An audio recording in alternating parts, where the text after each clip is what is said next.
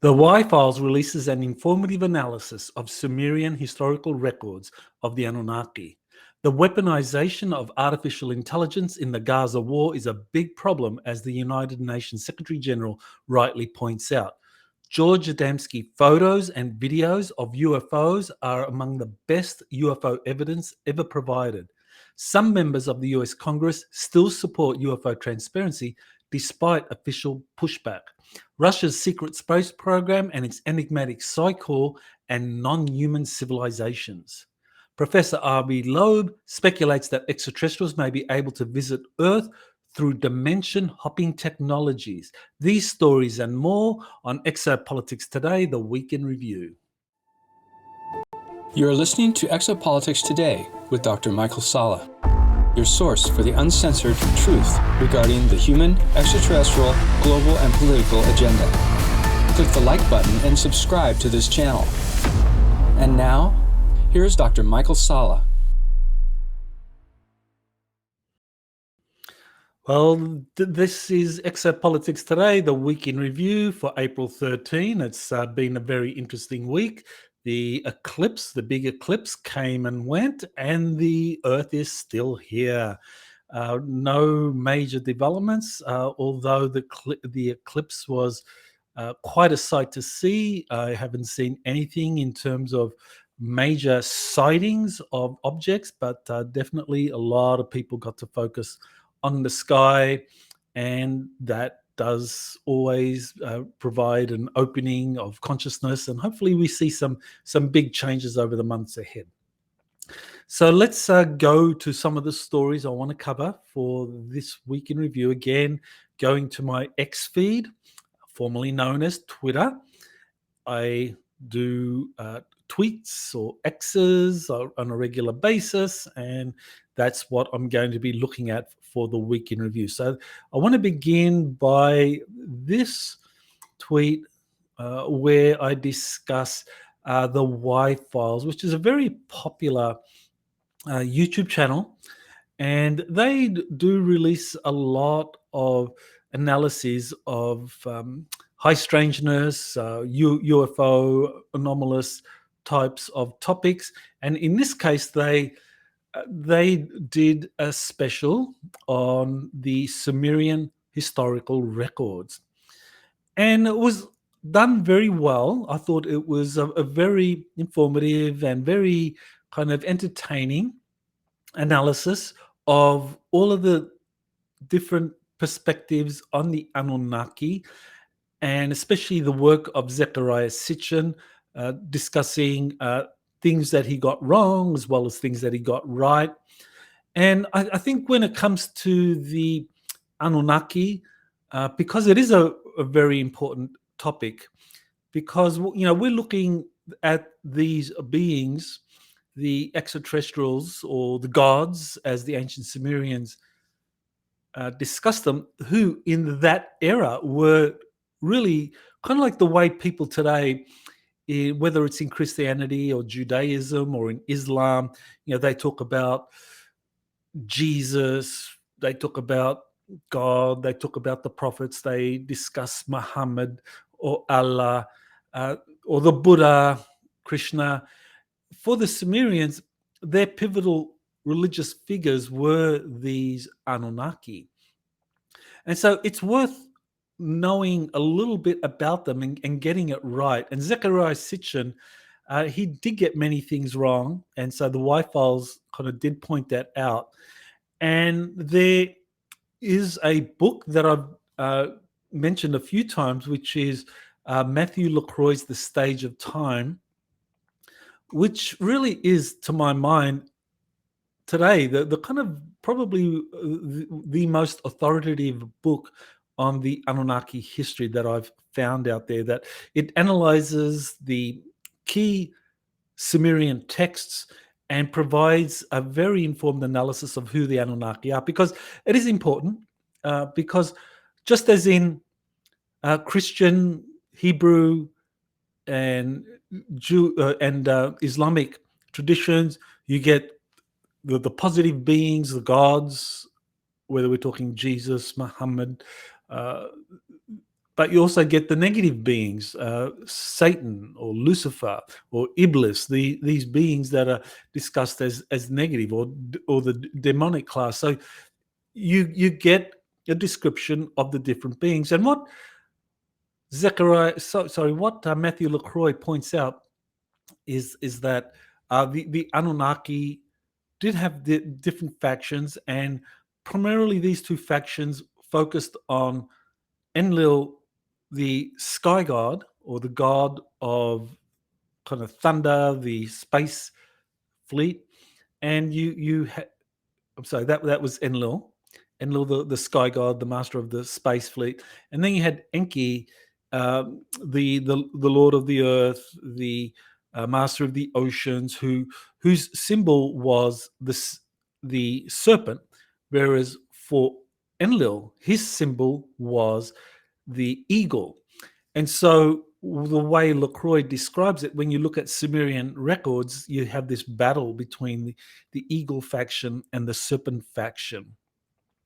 And of course, in Judaism and Christianity, you have a faction between, say, Jesus or the prophets or Yahweh, and you have this, and then you have the other side, which would be described as, say, Lucifer and Satan. And that becomes significant because for the Anunnaki, they did have entities that we would regard as kind of negative in that, but also, of course, entities that were very positive. So Matthew LaCroix, he kind of spells that out, and well worth taking a look at that.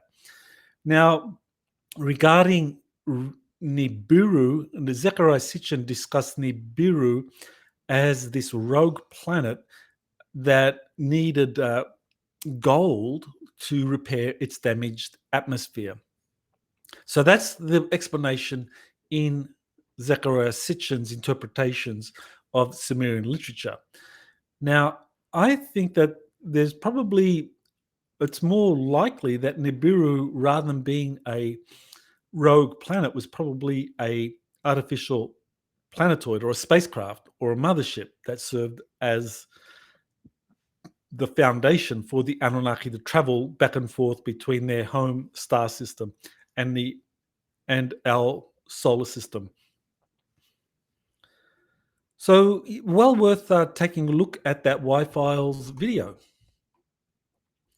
Here's something that I think is very significant, and that is the use of artificial intelligence in the Gaza war.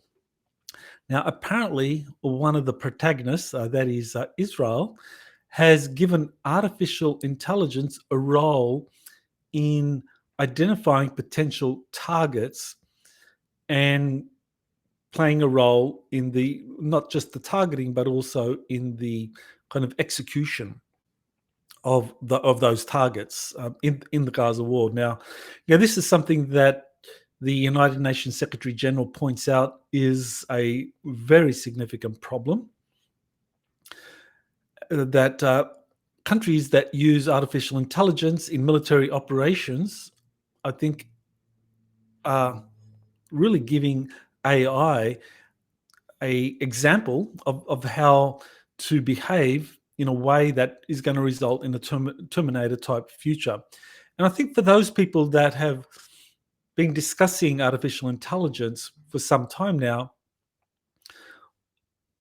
they do warn about this possible Terminator-type future. I mean, I did interview David Adair, and he did describe the danger of a Terminator future as opposed to what we would like, which would be something more along the lines of data in the Star Trek series, a friendly AI that's wanting to push the boundaries of learning and consciousness, as opposed to the Terminator type. And I suspect that artificial intelligence does reflect the consciousness of its creators. So if its creators use artificial intelligence in a way like the Terminator, of using that to go down the path of using AI weapons or weapons that are controlled by AI, then AI will learn to do that.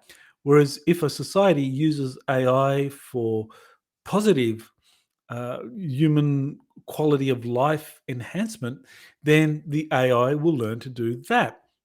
And I think that's a very important principle.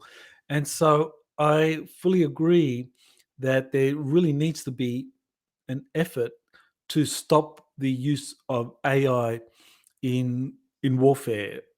That the weaponization of AI in warfare really is training AI to do things that ultimately could lead to this Terminator future. So definitely there need to be curbs on that. Okay, George Adamski, photos and videos of UFOs.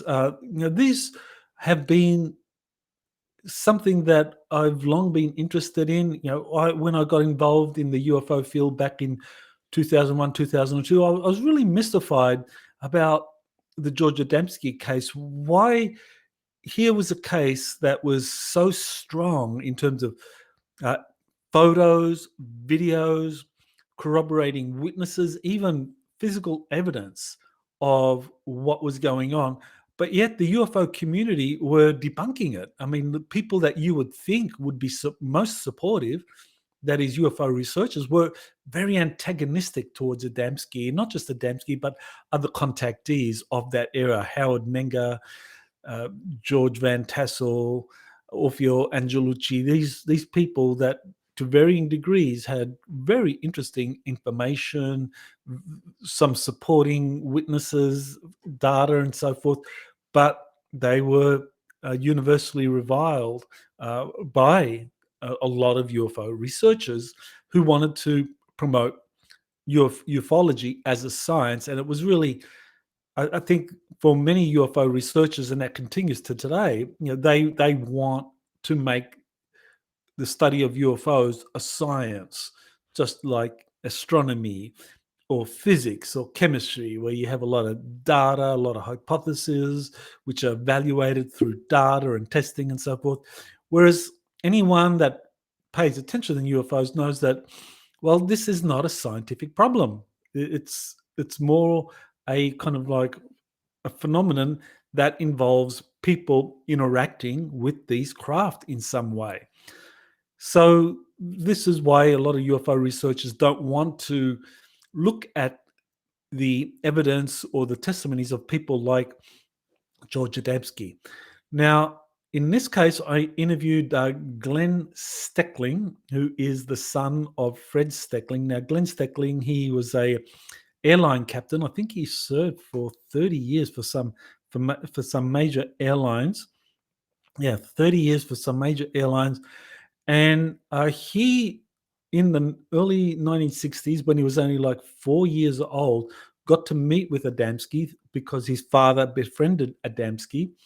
And his father eventually became the custodian of a lot of George Adamski's files and records and photos and videos. And so when his father died, Glenn Steckling continued to do the work of his father, and he's accumulated a very impressive amount of data on the Adamski case.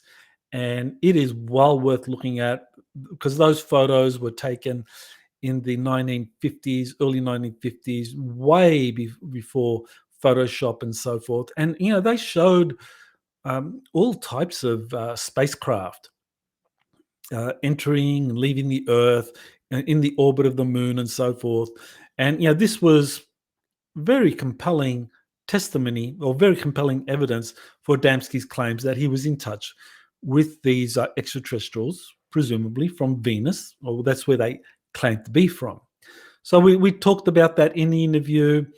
Now, Glenn Steckling, he is kind of skeptical when it comes to claims of other non-human extraterrestrials, which I found to be rather strange, to be honest. I thought that is something that's almost like a no-brainer if you're interested in this phenomenon that people are reporting interactions with these grey-looking extraterrestrials or reptilian-looking extraterrestrials, insectoids, and so forth. But Steckling was really not supportive of that. That was, I thought, very interesting. So we had we disagreed about that, but nevertheless, we had a conversation about it. And I do plan to have him back on Exopolitics today.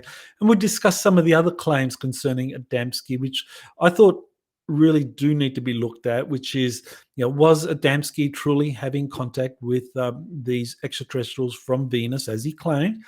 Or were these extraterrestrials, in fact, Germans from Antarctica claiming to be from Venus, as some people believe? So that is something we will discuss in future, as well as some of the other contactee cases that Glenn Steckling believes are authentic. So definitely I will be having him back on the show.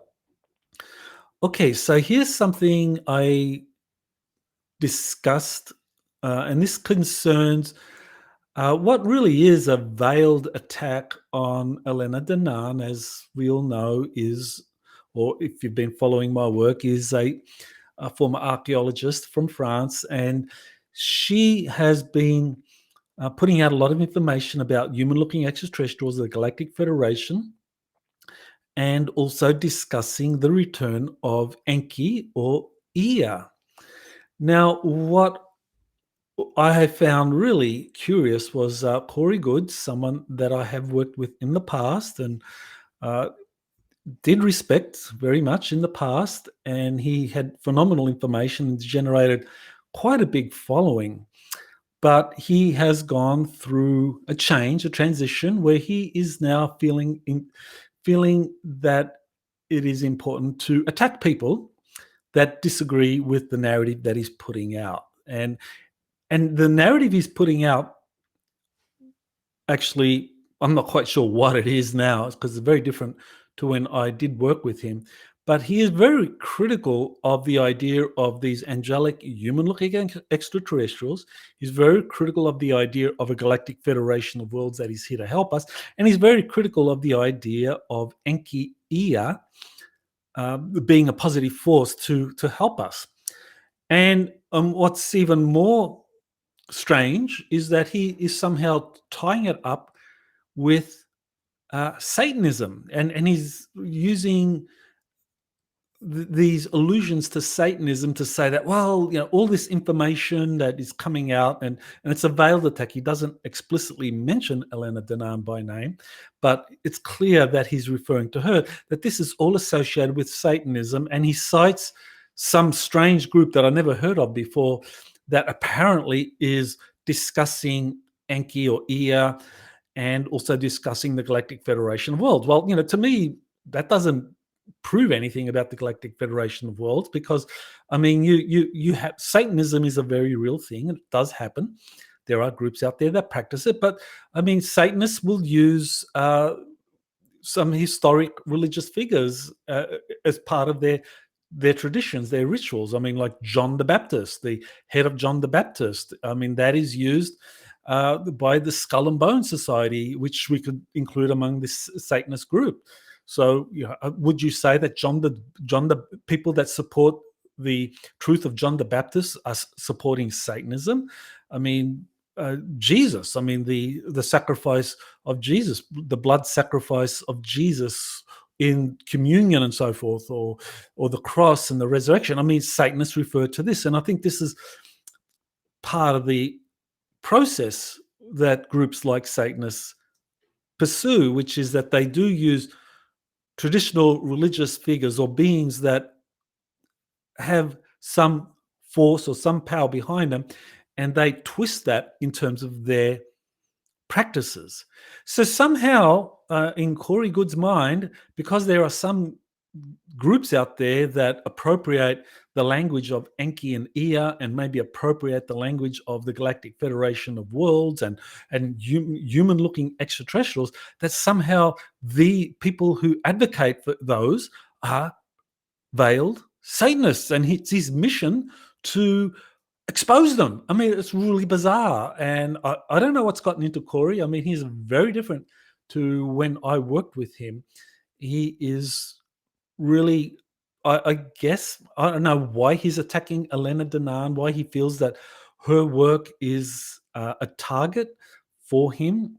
Maybe I'm really not. I'm really confused over why he's doing this, because there's no sane reason for it. She has shown in the 3 years that I've been working with Elena, she's shown no sign of any of this, that he's kind of making accusations against her support of Enki, the Galactic Federation of Worlds. So yeah, it's very bizarre. I mean, and all I can think of is that there was a public smearing campaign that was launched against Elena Danaan by the deep state. And this has been exposed by an inventor by the name of Dave Rossi. And he identified the corporation behind it, the Aerospace Corporation. And he said that this corporation has begun a public dissemination campaign that they're closely monitoring all of Elena Danaan's activities, and they are trying to smear her. Now, I know Corey Goode does have some inside contacts. Now, whether these people are associated with the Aerospace Corporation, I don't know for sure. I can only speculate, but certainly his smearing of Elena Danaan by these kinds of really bizarre accusations really do suggest that he may have been co-opted, and I would not dismiss that possibility. But for those of you that are wanting to know, well, is there any evidence supporting Elena Danaan's claims? Because there's absolutely none supporting what Corey Goode has had to say about Elena Danaan. Here's an article by Dan Willis, and he accumulates quite an extensive series of corroborations of things that Elena Danaan was told by her Galactic Federation of Worlds contacts about events in the Earth. I mean, for example, here Thorhan said something about Neptune, and a few days later, NASA releases a report about some anomaly on Neptune. Thorhan says something to Elena that is released about severe quakes on Mars that are part of the liberation effort. And then a week later, NASA reports the largest quake ever. Now, you can say, well, this is all circumstantial evidence, but nevertheless, it's evidence in support of what Elena Danaan is saying.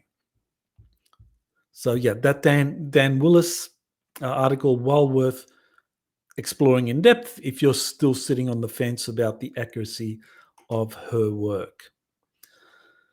Okay, so here is something that I thought was very interesting. There's a Congressman, Robert Garcia, who's wanting more hearings on UFOs to be held, and that the Republican leadership is being kind of lobbied by members of Congress, such as Garcia, saying that there should be more hearings. Now, unfortunately, there is a lot of pressure being put on these pro-UFO disclosure representatives in the House of Reps and, of course, and the US Senate.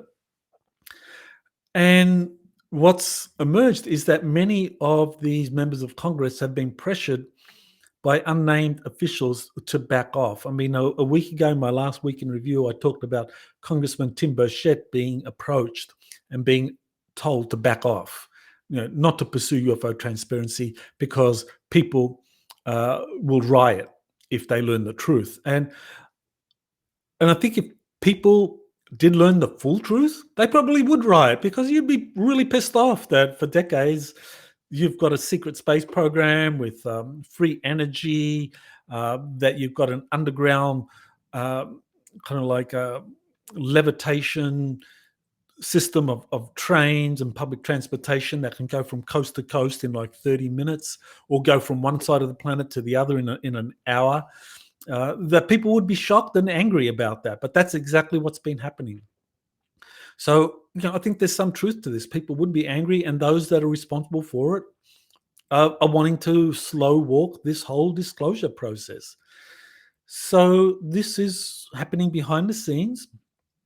for decades now, members of Congress are being approached. Back in 2001, I remember when I got interested in the phenomenon, that I asked some of the people associated with the Disclosure Project, what's happening with the U.S. Congress, and they were saying, yeah, there are members of Congress that are supportive of getting the kind of testimonies that Stephen Greer was bringing out discussed in Congress and to have hearings on it, but that these members of Congress were being approached silently by men in black, unnamed public officials, and told to back off, and were being threatened.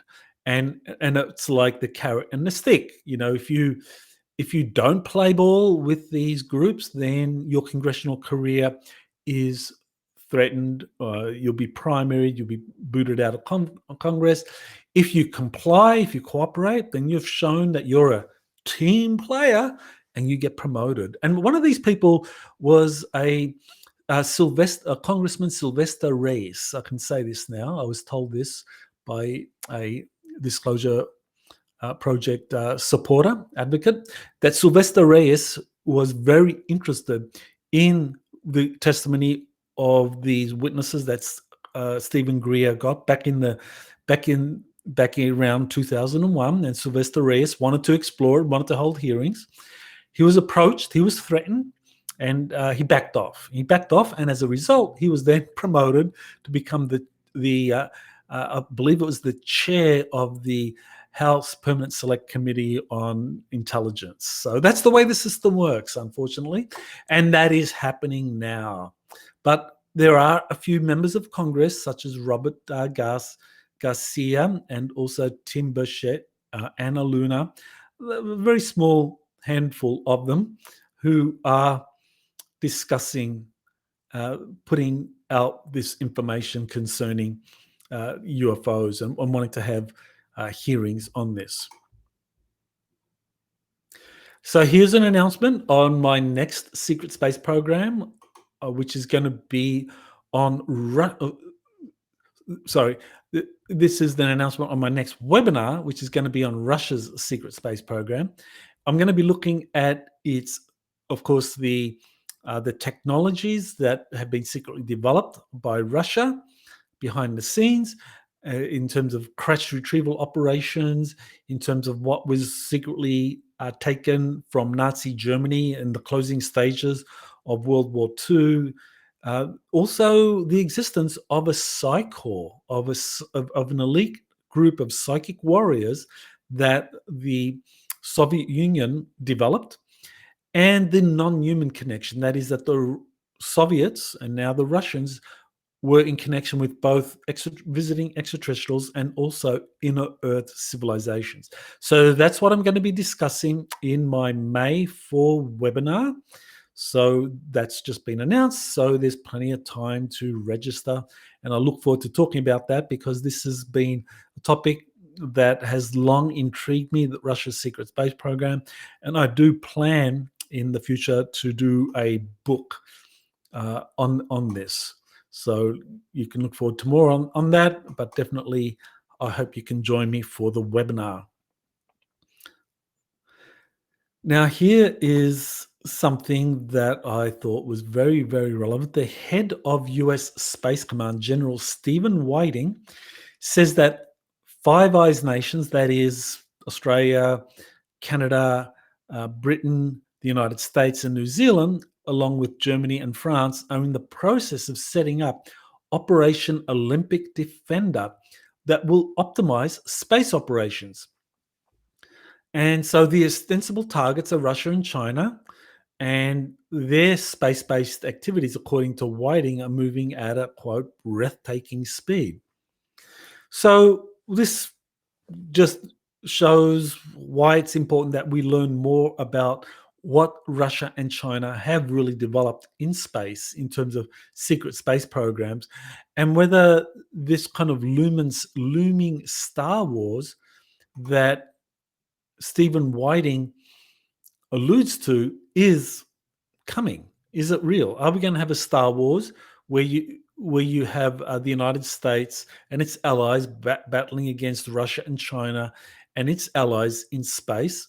Or is this just hype to generate more funding for space programs?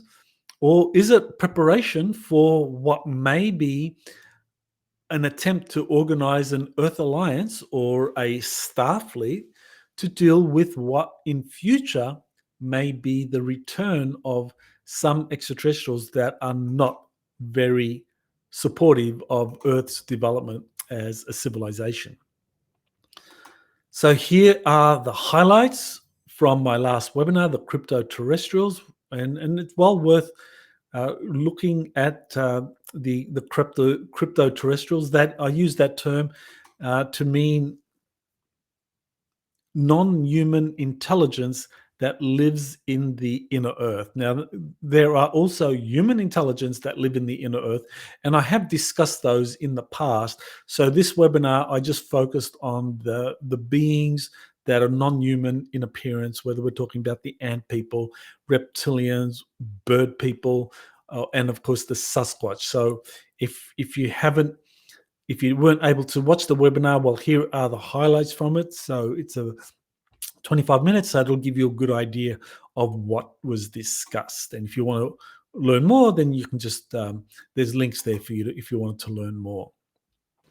So here's a story from Professor R.V. Loeb, where he speculates that extraterrestrials may be able to visit the Earth through dimension hopping technologies. And he's speculating that the Large Hadron Collider in Switzerland does create this, that there are these kind of portals, dimension hopping technologies that are made possible because the Large Hadron Collider is generating an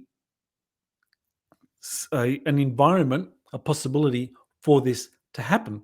Now, to my mind, this is great that Loeb is trying to open up skeptical minds in the general public or in the scientific community to the possibility of dimensional portals being viable, that this actually may be a way in which advanced intelligences, extraterrestrials and so forth, are able to travel long distances, that interstellar travel might not necessarily be through faster than light travel using spacecraft, but that extraterrestrials may be able to use these interdimensional portals or dimension hopping technologies. Now, the thing is that this is precisely what eyewitnesses have been saying for decades now, going all the way back to the Montauk Project. Like in the 1990s, you had people from the Montauk Project, Preston Nichols, Al Bielek, Stuart Swerdlow, and others discussing these kinds of portal technologies that have been used. And ever since, there have been others that have been saying that, yes, these portal technologies were developed at places like Montauk. And later on, you had other projects on Long Island. Long Island does have a particle accelerator. So it seems that these particle accelerators can create the conditions for these dimensional portals to appear. And of course, later on, you had the Large Hadron Collider being developed. So I think that this is kind of like a process of opening up people to what's going on. And R.V. Loeb is presenting that. But of course, this is nothing new for those that have been following the literature on all of the eyewitnesses. But for those in the scientific community that just want to stick to hard evidence and empirical evidence, this is genuinely new to them. So so this is a positive development that this kind of information is being presented now as a viability, because I think it is absolutely right that extraterrestrials have developed both faster than light technology to get here from distant star systems. And also you do have these dimension hopping or space-time portals that they're able to use, that this is definitely what's been going on. So here's something about the US Space Force Chief of Space Operations, General Chance Saltzman, and he met in Colorado Springs with the space chiefs of 18 other allied nations in Colorado Springs, and they they put out a joint statement. And so here you have them, 18 nations. There's the list. Australia, Belgium, Canada, Denmark, Finland, France, Germany, Italy, Japan, the Netherlands, New Zealand, Norway, Poland, the Republic of Korea, Spain, Sweden, the United Kingdom, and the United States. So they released a joint statement. So it's not a long statement. So let me read it out. We reaffirm that enhanced cooperation among like-minded partners is vital to adapt to the rapidly emerging opportunities and threats in, from, and to space. So this is all about building an alliance among the Earth's major spacefaring nations to deal with future threats from space. So the statement continues. We have a shared interest in maintaining the peaceful use of outer space and the benefits of space for humankind. So this is an allusion to the Artemis Accords, which currently stands, I think it's 36 nations have signed the Artemis Accords, and that's where you actually have these major spacefaring nations that want to develop space technologies to be able to be used in space for peaceful uses and the benefits of space for humanity. And for a lot of these major space nations, that means space tourism, that means the commercialization of space, that means the kind of scientific exploration of space. And it goes on. We will continue working together to deter ambiguous, unfriendly, or hostile activities in space. So here they're alluding to China, Russia, and possibly extraterrestrials or non-human intelligence that have a presence in space. And we also emphasize our resolve to continue promoting mutually agreed norms and responsible behaviors in space, including by conducting space activities in a manner that prioritizes the safety, security, stability, and sustainability of the space domain. So here you have 18 nations, or the space chiefs of 18 nations meeting with the head of the United States Space Force, all saying that they're going to collaborate in creating a space domain where the safety, security, and stability and sustainability of space for all of these major nations. So when you look at this, I think what it points to are it's laying the groundwork for two interrelated processes that is happening right now. So the first process is the creation of a Star Trek future. Now, I've mentioned this in the past.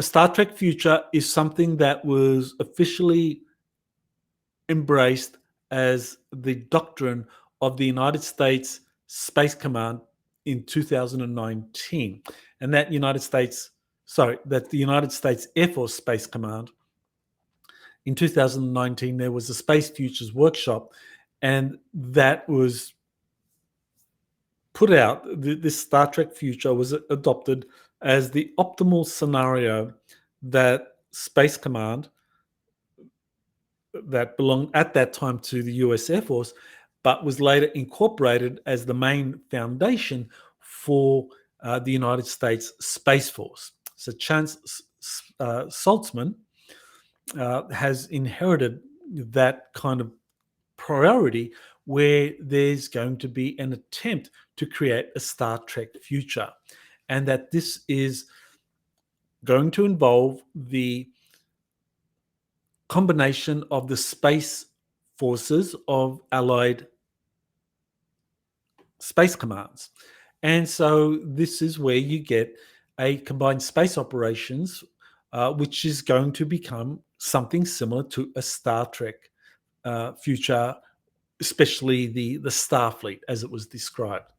The second process is the stealth unveiling of a US Navy-run multinational secret space program called Solar Warden.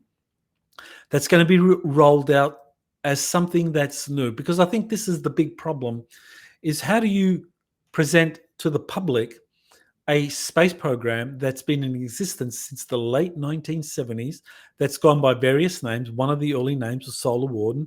Some people have called it Radiant Guardian, and there have been other names attributed to this US Navy-run secret space program, which has been a multinational space program for decades.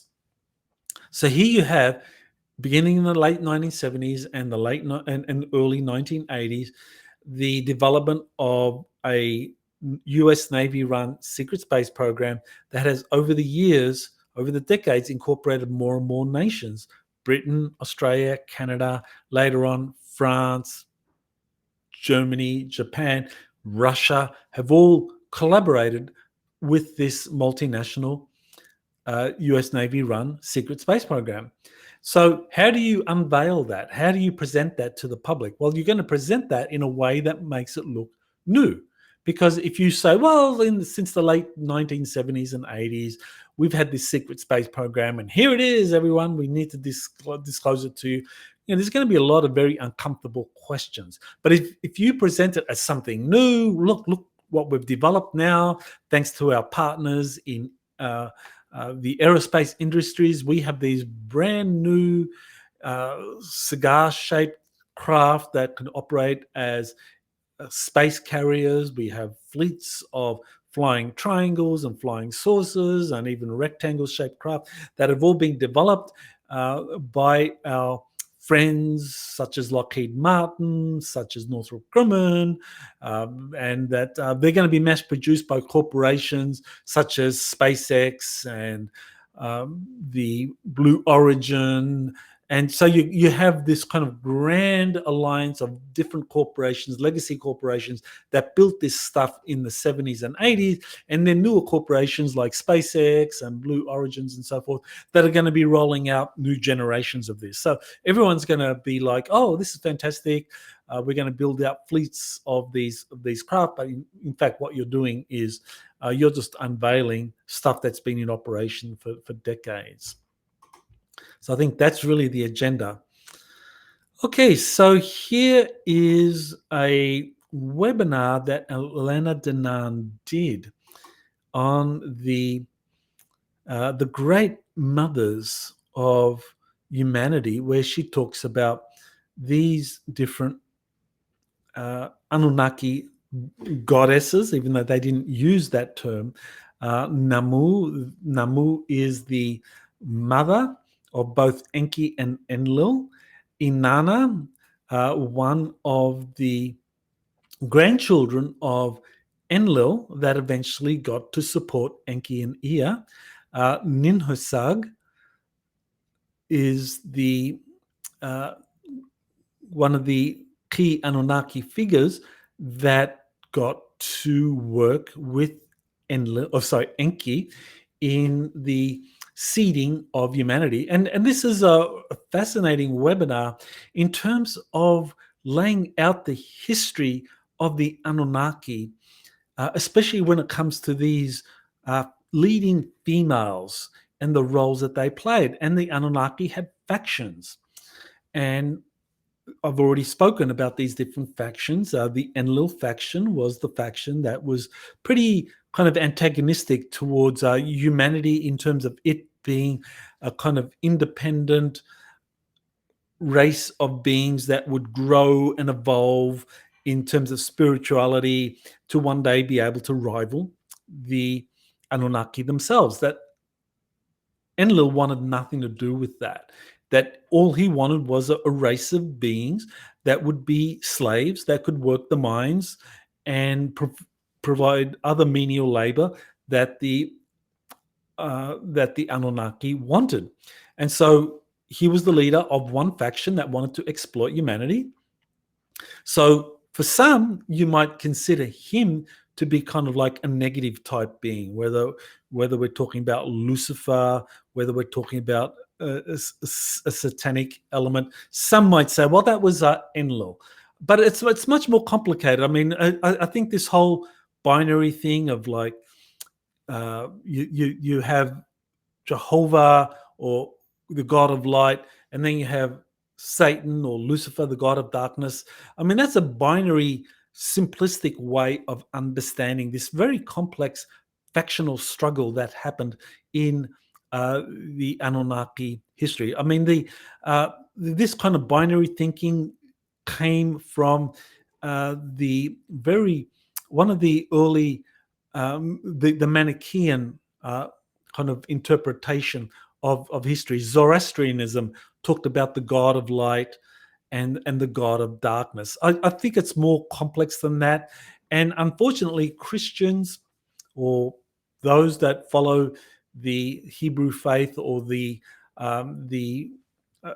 faith of Islam, they do have this kind of binary thinking. But I think what Elena Danaan did in her webinar is lay out the different factions that were involved, and these factions were fluid. They would shift. For example, Inanna was the granddaughter of Enlil, and she just realized that, well, and the way Enlil wanted to treat humans and what he was doing was not in something that she would agree with, and so she supported what Enki and what Ninhursag were doing, or Ninmah, and that Namu realized that Enlil was really a powermonger, that he was someone that wanted to work with the Draconians to build an empire, and that he wanted to really work with the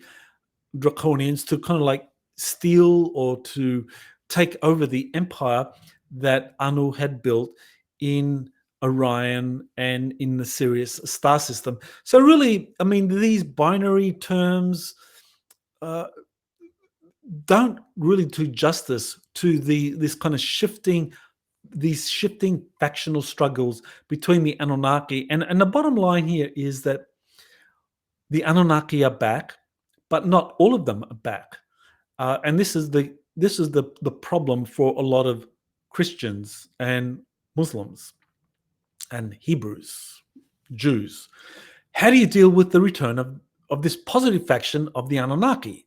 Now, a simplistic mindset is that, well, it's the return of Satan and his hordes, and it's just ridiculous.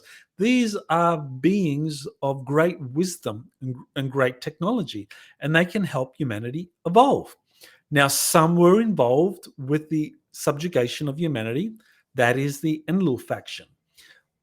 The Marduk faction were involved in the subjugation, and some of them were involved with these beings that we might consider to be very dark. But there were other factions in the Anunnaki that were very supportive of human freedom and human evolution. So we need to learn about this. We need to educate ourselves about these. And I think while Zecharia Sitchin did present this, there were so many problems in what he was doing. I think we really need to go beyond Zecharia Sitchin and look at other scholars such as Matthew LaCroix, Billy Carson. I think he also does has put out a lot of good information about the Anunnaki. We need to look at those sources that present the full picture rather than kind of fear-mongering and getting people to get scared over these really half-baked ideas about Enlil and Enki being respective light bearers versus bearers of darkness. That in fact what you had was beings, very highly evolved beings. Some were in favor of creating a slave society. Some were in favor, such as the Enki faction, of helping humanity grow to reach its fullest potential. And so we need to be discerning. We need to educate ourselves rather than go down this path of fear-mongering, because ultimately those that promote a fear agenda, they want to manipulate. Those that promote hope and growth and optimism for the future, they are the ones that are trying to expand our consciousness. And this is what Elena Danaan does.